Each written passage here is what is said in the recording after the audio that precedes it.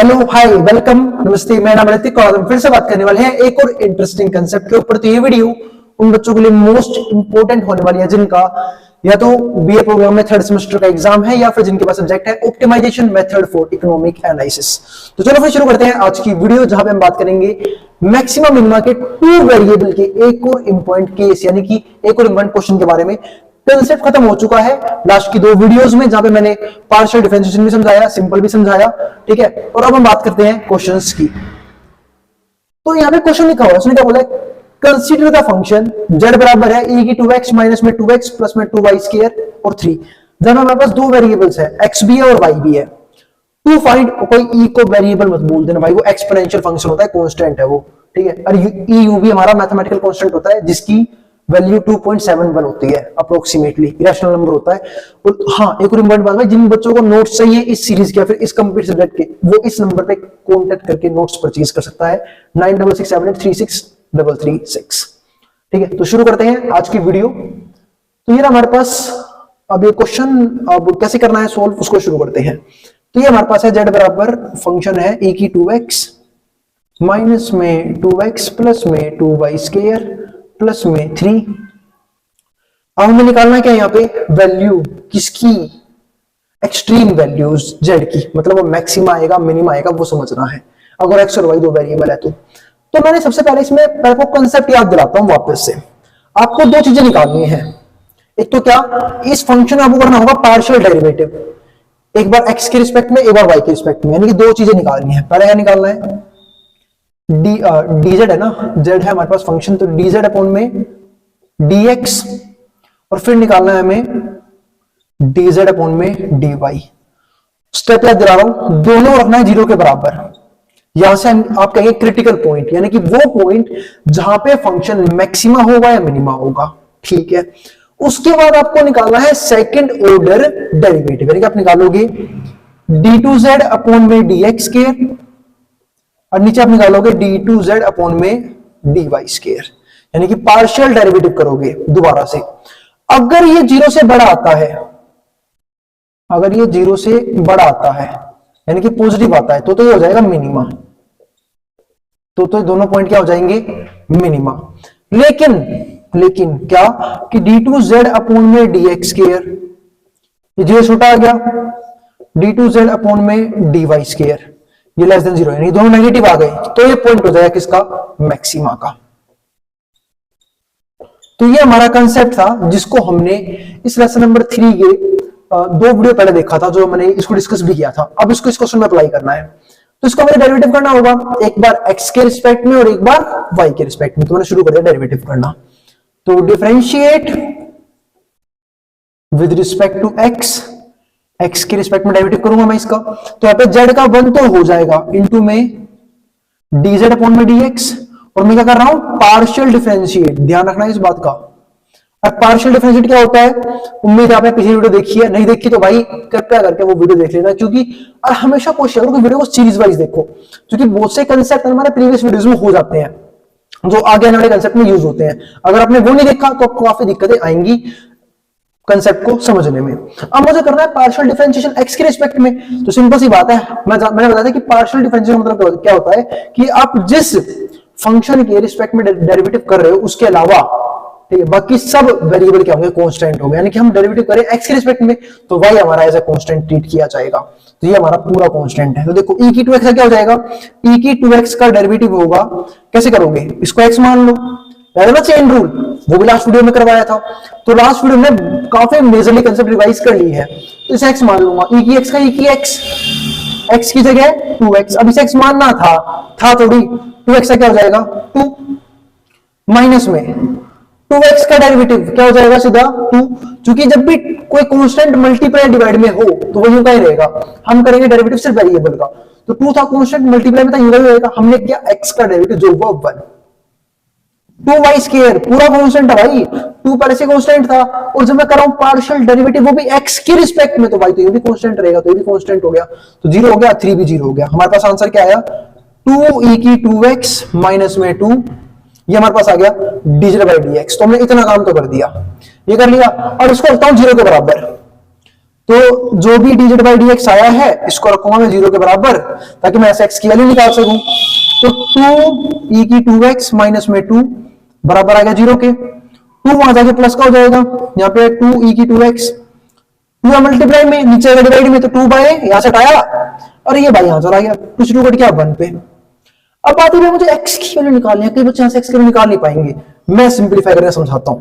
देखो सुनो, ये है e की 2x, मैंने देखा मुझे अगर पावर कंपेयर करनी है तो बेस सेम करना पड़ेगा, क्योंकि देखो बेस सेम हो और दो चीज बराबर हो, इसका मतलब पावर ही बराबर है पक्का।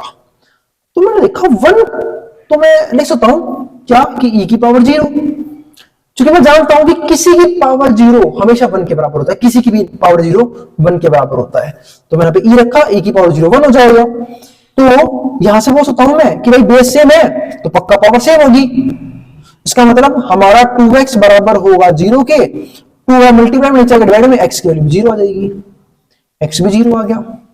अब तो और खुश हो गया कि भाई यहां से भी x की वैल्यू क्या आई 0, 2x यहां से x की आ गई 0 आ गई, ठीक है हमने कम तो कर दिया। अब मैं कर रहा हूं पार्शियल डेरिवेटिव y के रिस्पेक्ट में, तो भी यहां से देखना partial differentiation, partial differentiation with respect to y के रिस्पेक्ट में। तो मैं कर रहा हूं पार्शियल डिफरेंशिएशन y के रिस्पेक्ट में। तो देखो z का 1 तो हो जाएगा इंटू में dz अपॉन में dy, है ना, क्योंकि हमने z का डेरिवेटिव जबरदस्ती किया है y के रिस्पेक्ट में।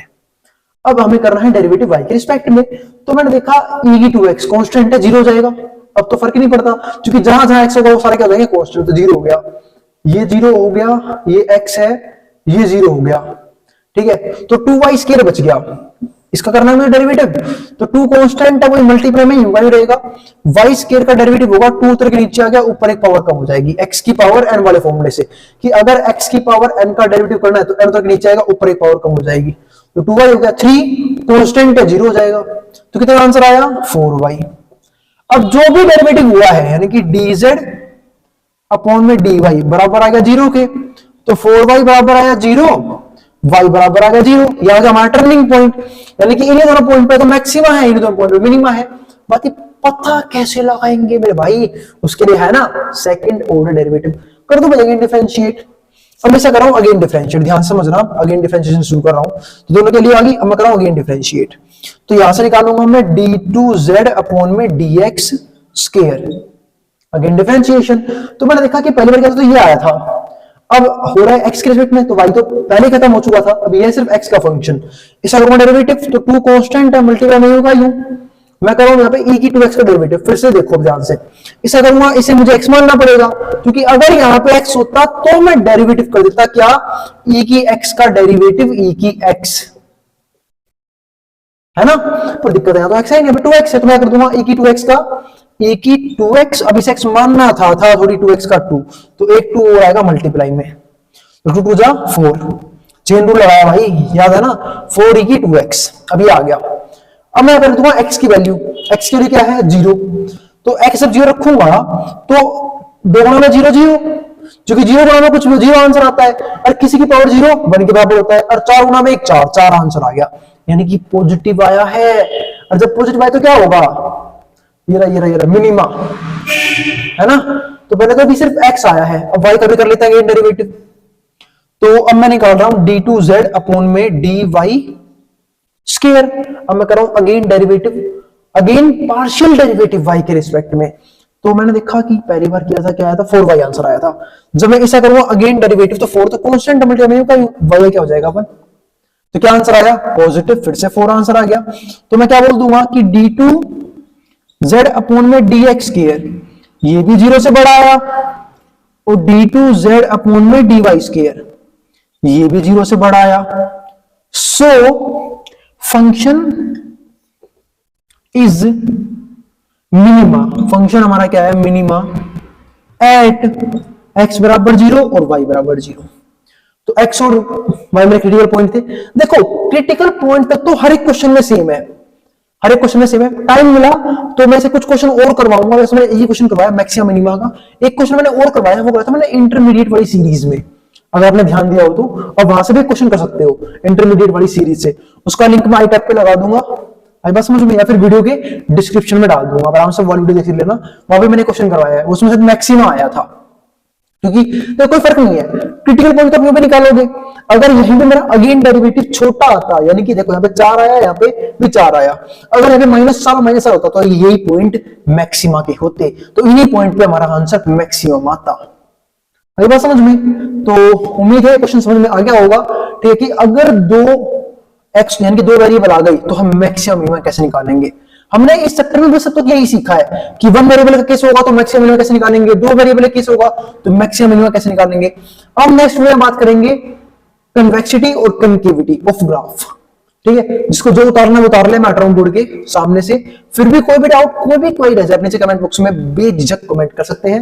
मैं पूरी कोशिश करूंगा आपकी उस क्वेरी को समझने की और रिजोल्व करने की। ठीक है, और भाई अगर वीडियो पसंद आई हो तो वीडियो को लाइक के बिना मत जाना, और चैनल को सब्सक्राइब भी कर देना ऐसी वीडियोस के लिए। अब इसको जो उतारना उतार ले मैटर बोर्ड के सामने से।